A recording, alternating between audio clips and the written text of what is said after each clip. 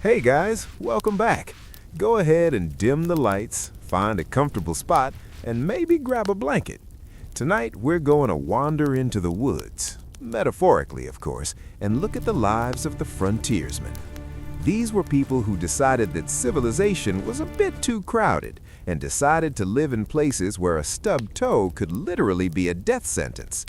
We're going to talk about the tools they carried, the weirdly specific things they obsessed over, and how most of their survival was just a mix of stubbornness and incredibly good luck. So let's settle in and talk about the hardware of the wilderness.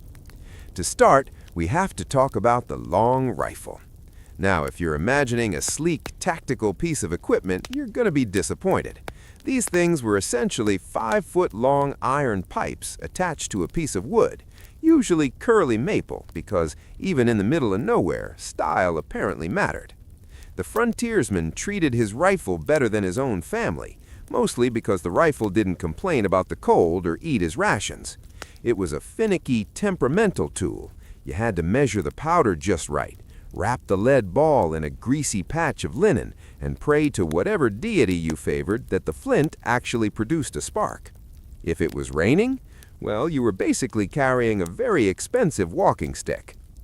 And then there's the tomahawk. It's such a dramatic word for what was essentially a multi-purpose kitchen utensil that could also be used for self-defense. Most frontiersmen didn't actually want to get into a cinematic axe fight. They mostly used these to chop kindling or process a deer. It was light, it was balanced, and it was usually tucked into a belt right next to a knife that was probably duller than a butter knife, because sharpening stones are heavy and life is short. Of course, we can't forget the possibles bag. I love the name possibles bag because it's so delightfully vague.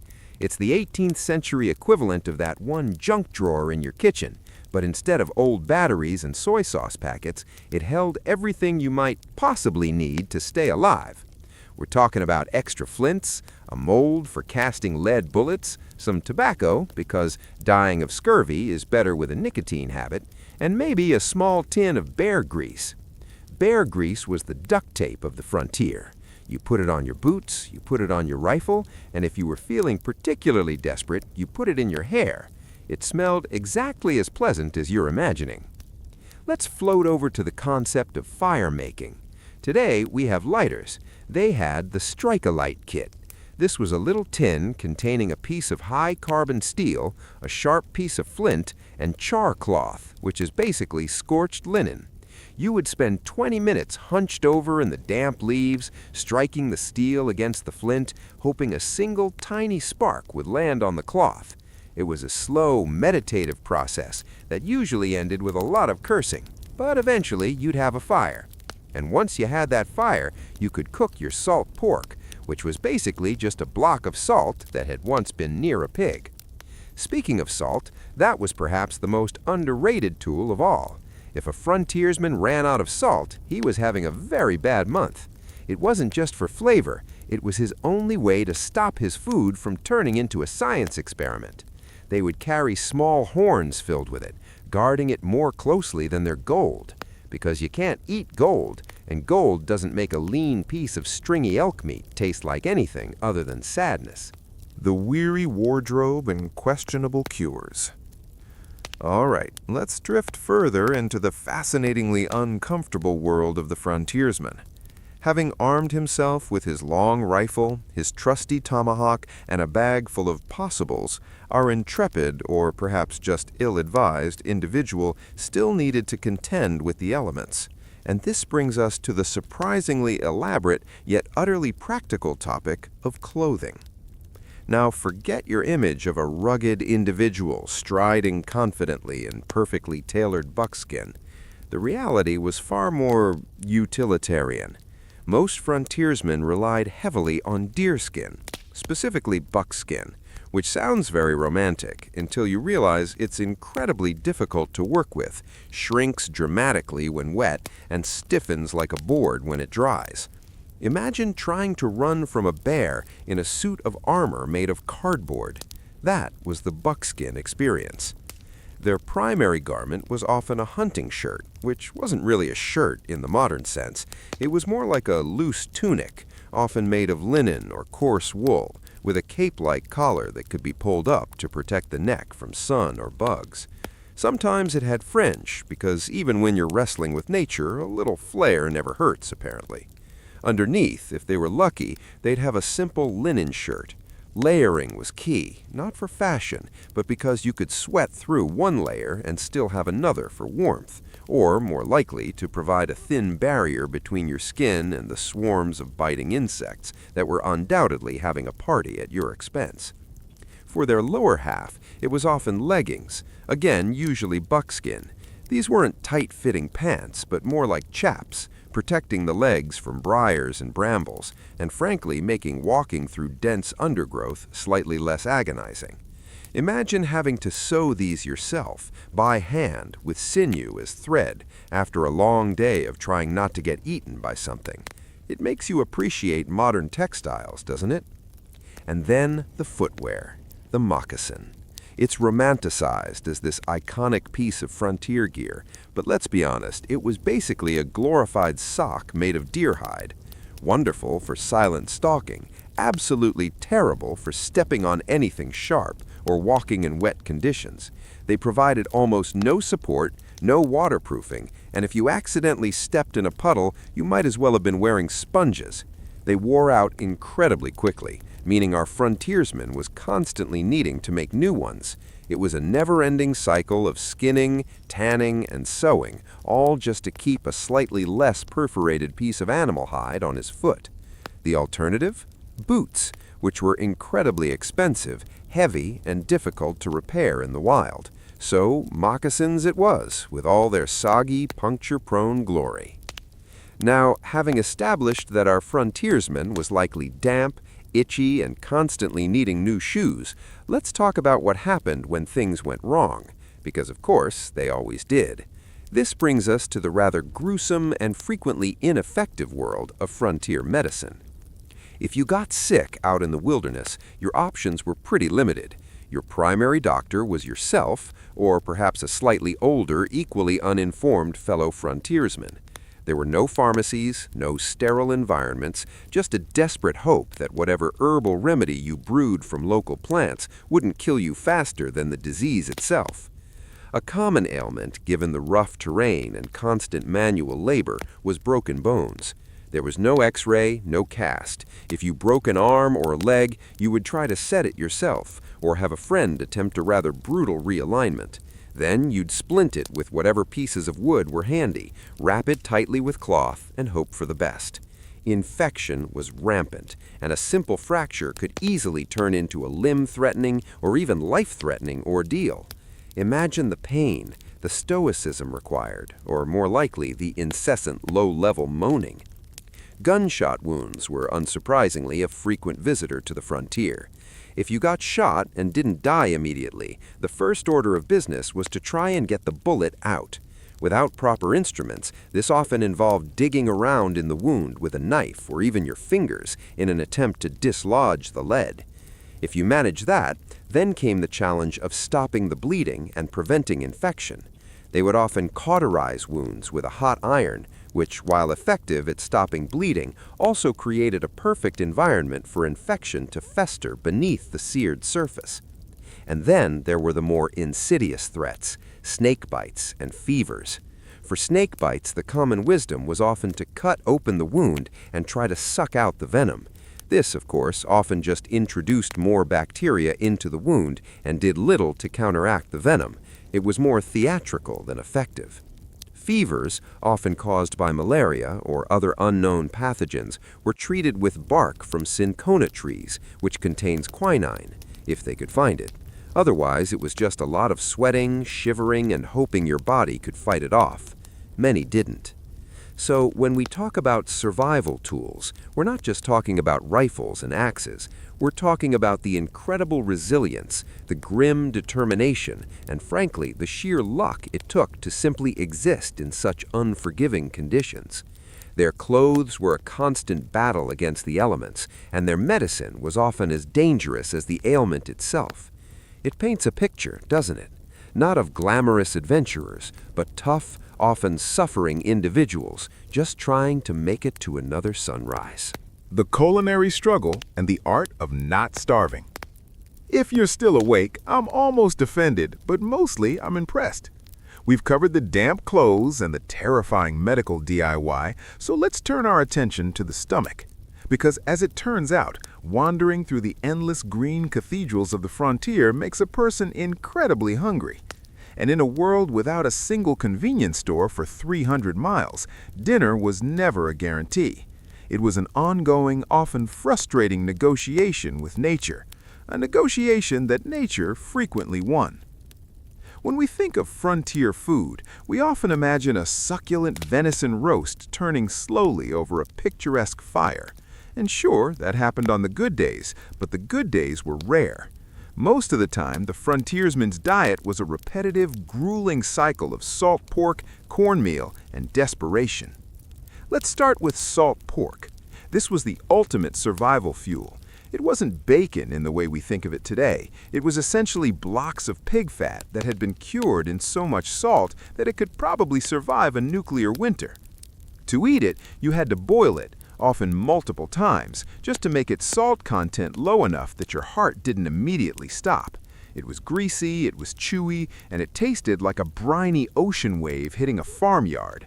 But it provided the calories needed to chop wood for 10 hours straight, so it was treated like gold. Then there was Johnny cakes, or journey cakes. These were the quintessential frontier bread. The recipe was deceptively simple: cornmeal, water, and if you were feeling particularly fancy, a bit of that precious salt. You'd mix it into a thick paste and fry it on a flat stone, with a blade of your tomahawk. Yes, the same tomahawk you just used to process a squirrel. Hygiene was a luxury they simply couldn't afford. The result was a dense, tooth-shattering puck of corn that had the nutritional value of a brick, but kept your stomach from growling for a few hours. Of course, the frontiersman was, by necessity, a hunter. But hunting wasn't a sport. It was a high-stakes chore. If you missed your shot, you didn't just feel embarrassed. You went to bed hungry. And hunting was loud. In a landscape where you might be trying to avoid being noticed by unfriendly parties, firing a long rifle was like setting off a flare. This led to the widespread use of traps. Trapping was the quiet, lazy man's way of grocery shopping. You'd set a deadfall or a snare and hope that a beaver or a rabbit was having a particularly unobservant morning. When they did catch something, they used every single part of it. We're talking nose-to-tail eating before it was a trendy culinary movement in New York. The brains were used for tanning hides, the bones were cracked for marrow, and the organs, well, the organs were breakfast. Mountain oysters and other internal bits were considered delicacies, mostly because they were the only things that didn't require 4 hours of chewing. Let's talk about foraging, because meat wasn't always on the menu. A frontiersman had to be a walking encyclopedia of botany. He needed to know which berries would give him a nice vitamin C boost and which berries would cause him to spend the next 3 days regretting his birth. They ate wild onions, ramps, and Jerusalem artichokes, which are neither from Jerusalem nor artichokes, but are actually the roots of a specific type of sunflower. They were essentially digging up dirt-covered tubers and pretending they were potatoes. But the real enemy wasn't just finding food, it was preserving it. Without refrigeration, your fresh kill started turning into a biohazard within hours, especially in the humid summers of the Ohio Valley or the South. This is where jerky came in. They would slice meat into thin strips and hang it over a low, smoky fire for days until it turned into something resembling a piece of weathered leather. You didn't really eat jerky, you sort of negotiated with it. You'd tuck a piece in your cheek and let your saliva slowly soften it over the course of a several-mile hike. It was the original chewing gum, if chewing gum tasted like a campfire and a tired cow. And we can't forget the beverages. Water was the obvious choice, but it was often risky. Stagnant pond water was a great way to meet your maker via dysentery. So, whenever possible, they made spruce beer or fermented whatever grain they had. It wasn't about getting drunk, though I'm sure that helped with the existential dread. It was about the fermentation process killing off the nastier bacteria in the water. Plus, spruce beer provided a bit of vitamin C to keep the scurvy at bay. It tasted like you were licking a Christmas tree, but it kept your teeth from falling out, so you didn't complain. There's a certain irony in their relationship with food. They lived in a land of supposed abundance, yet they were often on the brink of starvation. A late frost could kill the wild berries, a migration shift could move the elk herds 50 miles away, a damp powder horn could mean your rifle wouldn't fire when that deer finally stepped into the clearing. They lived in a state of constant, low-level food anxiety. Every meal was a reminder of their precarious position in the world. They weren't the masters of the wilderness, they were its guests, and nature was a very temperamental host who didn't always set the table. When you look at those old journals, they don't write about the beautiful sunsets or the majestic mountains nearly as much as they write about how much they miss a piece of real bread or a cup of coffee that isn't made from roasted chicory roots and disappointment. The quiet mind and the woods madness. Welcome back. If you're still with me, your eyes are probably feeling a bit heavy, which is exactly the point. We've fed our frontiersman his salt pork and dressed him in his soggy buckskins. Now we have to talk about what was going on inside his head. Because while the rifle and the tomahawk protected his body, he had almost nothing to protect his mind from the crushing, absolute silence of the wilderness. Tonight, we're drifting into the psychological survival of the frontier. This isn't about heroic speeches or brave manifestos. It's about the mental toll of being completely alone in a forest so dense that the sun barely hits the ground. It's about a phenomenon that many simply called the silence, and how it could drive a perfectly sane person to start having very long, very detailed conversations with their horse. Imagine, if you will, the sheer scale of the isolation. Today, we are never truly alone. We have pings, notifications, and the distant hum of traffic. For the frontiersman, alone meant that the nearest human being might be a 3-day hard ride away. The only sounds were the wind in the hemlocks, the occasional crack of a falling branch, and the rhythmic thumping of his own heart. For some, this was peaceful. For others, it was the start of woods madness. Woods madness wasn't a clinical diagnosis, but everyone knew what it was. It was that slow, creeping feeling that the trees were watching you. It started with a twitch of the eye, a phantom movement in the peripheral vision. You'd turn your head, expecting to see a predator or a person, but there was only the gray bark of an oak tree. Do this enough times, day after day, and your brain starts to fill in the blanks. The shadows begin to look like figures. The wind begins to sound like whispering.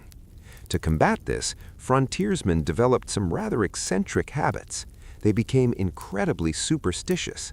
You see, when you have no control over your environment, when a sudden storm or a freak accident can end you, you start looking for patterns where there are none. They had signs for everything. If a bird flew into your camp and circled your fire 3 times, that was a bad omen. If you spilled your salt, that precious, life-saving salt, you didn't just clean it up, you threw a pinch over your left shoulder to ward off the forest spirits. It sounds silly to us, but when you're 200 miles from a neighbor, you don't take chances with the supernatural.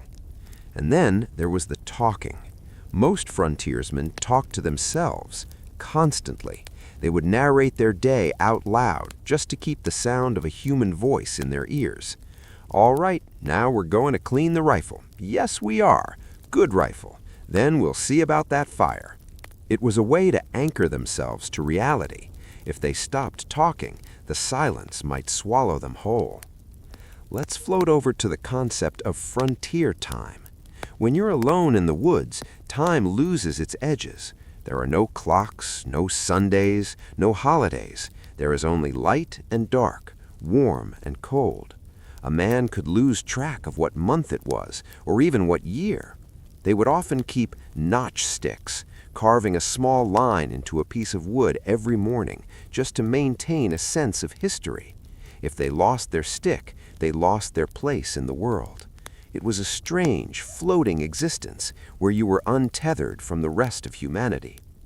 Of course, we have to mention the superstitions of the night. The frontier at night was a different world. They didn't have flashlights, they had a dying fire. Beyond that small circle of orange light was a wall of blackness that felt physical. This led to a rich folklore of critters and haints. They believed in things like the hide-behind, a creature that always stayed directly behind you, no matter how fast you turned, or the taily-po, a creature that would haunt you if you ate something you shouldn't have. These stories weren't just for children. Grown men, hardened by war and survival, would sit with their backs against a solid rock, clutching their rifles, genuinely afraid of the things that moved in the dark. And what about the longing? The journals of these men are often heartbreaking. They don't write about the glory of exploration. They write about the smell of their mother's kitchen or the sound of a church bell. They were profoundly homesick, even as they pushed further away from home. This emotional isolation was often more dangerous than any bear. It led to a deep, heavy melancholy, what they called the blues, which could make a man grow careless. And in the wilderness, carelessness is a terminal condition. To survive the blues, they leaned on small comforts, a tethered book if they could read, a small piece of jewelry from a loved one, or, most commonly, music. Many carried a small jaw harp or a simple wooden flute. In the evening, the thin, metallic twang of a jaw harp would drift through the trees. It was a fragile, lonely sound, but it was a human sound. It was a way of saying, I am still here. I am still a person. I am not a tree. The psychological weight was even heavier for the long hunters, men who went out for a year or more at a time. When they finally returned to a settlement, they often found they couldn't handle the noise. The sound of children laughing or people talking in a tavern felt like a physical assault. They had become so attuned to the quiet that civilization felt like a riot. They were trapped between two worlds, too wild for the town and too human for the forest. It's a strange irony. We think of the frontier as a place of total freedom, but for the person living it, it was often a prison of the mind. You were free to go anywhere, but everywhere you went, you were still just you, trapped in your own head with only the wind for company. As you drift off tonight, think of that lone figure. The fire is low, the trees are tall and silent. He's carving a notch into a stick, whispering to a dog that isn't listening, and staring at a shadow that might be a bush or might be something else entirely. He isn't a hero in a movie. He's just a tired, lonely man trying to remember the lyrics to a song he haven't heard in 5 years.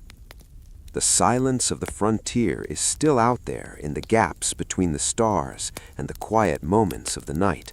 It's a heavy, velvet blanket that covers everything. And if you listen closely enough, you might just hear the distant, faint sound of a jaw harp playing a tune for no one at all. The end of the trail and the rusting legacy. Welcome back. If you're still awake, you've outlasted the campfire and the stars are beginning to fade into that pre-dawn gray. We've followed our frontiersmen through the mud, the hunger, and the quiet madness of the deep woods. But now we have to talk about the inevitable. We have to talk about the end of the trail. Because while the legends make these men out to be immortal giants carved from oak, the reality was much more fragile. They were, after all, just biological machines running on salt pork and stubbornness, and eventually every machine breaks down. Tonight, we're settling into the twilight of the frontier life. This is where the adrenaline fades, the joints begin to ache with the memory of every frozen river crossed, and the tools that once kept a man alive start to feel a little too heavy for his hands. It's a somber chapter, but a necessary one, to understand the true cost of the wilderness. Imagine a man who has spent 30 years sleeping on the ground. By the time he's 45, which was old by frontier standards, his body is essentially a map of his misfortunes. Every time he slipped on a mossy rock, every time he carried a 100-pound elk carcass for 10 miles, every time he spent 3 days shivering in a rain-soaked lean-to, it all added up. Rheumatism was the silent stalker of the frontiersmen. It settled into the knees and the lower back, turning a once fluid scout into someone who moved with the jerky, pained grace of a rusty hinge. The very tools we discussed earlier, the 5-pound long rifle, the heavy tomahawk, became burdens. You'd see these men start to lighten the load. Maybe they'd trade the heavy rifle for a shorter carbine. Maybe the possibles bag got smaller because they no longer had the energy to carry every just-in-case item. There's a profound sadness in watching a man realize he can no longer outrun the shadows he spent his life navigating. And then there was the eyesight. In the woods, your eyes are your life. You need to see the slight disturbance in the leaves or the flick of a tail at 200 yards. But constant exposure to wood smoke, the glare of snow, and the simple passage of time meant that the forest started to blur. For a frontiersman, losing your vision wasn't just an inconvenience, it was a loss of identity. A man who couldn't read the woods was a man who was suddenly terrifyingly vulnerable. Let's float over to what happened when the world changed around them. This was perhaps the hardest part for many. They would spend decades opening up the wilderness, only to have civilization follow them in a way they didn't expect. The quiet valley where they once hunted elk would suddenly have a grist mill, a tavern, and, worst of all, fences. Frontiersmen hated fences. A fence was a physical manifestation of someone else's rules. It meant the land was no longer a shared wild thing. It was property. Many of these men, rather than age gracefully in a town, would simply keep moving west. They were chasing a horizon that was disappearing. They were looking for a silence that no longer existed. This created a generation of ghosts, men who lived on the fringes of settlements, looking at the newcomers with a mixture of pity and contempt. They were the men who knew how to survive a winter with nothing but a knife, being told by a shopkeeper from Philadelphia where they could and couldn't walk. What happened to the tools when the trail ended? This is the part that always gets me. If a frontiersman died in the woods, which happened more often than not, his gear didn't just vanish, it stayed. The long rifle would lean against a tree, the wooden stock slowly rotting away until only the iron barrel remained, a long rusted finger pointing at the sky. The tomahawk head would sink into the leaf litter, becoming part of the soil. If they made it back to a family, these tools became relics. The rifle was hung over the mantel, not as a tool for survival, but as a museum piece. The grandchildren would touch the curly maple stock and listen to stories that grew taller and more exaggerated with every passing year. The grim, dirty, miserable reality of the frontier was polished away, replaced by the heroic version we see in movies. The salt pork was forgotten, the woods madness was ignored, the soggy moccasins were never mentioned. But the most poignant end was the mental shift. As these men aged, many of them became strangely quiet. They had spent so long in the silence that they forgot how to be part of a conversation. They would sit on porches for hours, staring at nothing, their hands moving rhythmically as if they were still checking the flint on a rifle or carving a notch in a stick. They were physically in a chair, but mentally they were back in 1784, crossing the Cumberland Gap in a snowstorm. They were the last keepers of a world that was being paved over. There's a story of an old hunter who, on his deathbed, asked for his rifle to be brought to him. He didn't want to shoot it, he just wanted to feel the weight of it one last time. He wanted to smell the oil and the faint, lingering scent of black powder. It was his anchor. It was the thing that had defined every day of his life. When his hands finally let go, it wasn't just a man passing away. It was the end of a specific kind of relationship between human and hardware. As you drift into the final stages of sleep, think about the rust and the roots. Somewhere in the vast forests of the Appalachians or the Ozarks, there are still pieces of iron buried under 6 inches of dirt, a buckle, a knife blade, a rifle lock. They are the only things left of a person who once stood there, cold and hungry, wondering if they'd see the sun come up. The The frontier didn't end with a grand ceremony. It ended one rusted tool at a time. It ended when the last man who remembered the true quiet finally closed his eyes. We carry their legacy in our stories, but we'll never truly know the weight of that long rifle or the taste of that spruce beer. We just get to listen to the echoes. The fire is out now. The room is dark. The forest is still there, somewhere, waiting for the silence to return. You've finished the journey. The trail has ended. Sleep now, and let the shadows of the old woods finally stand still.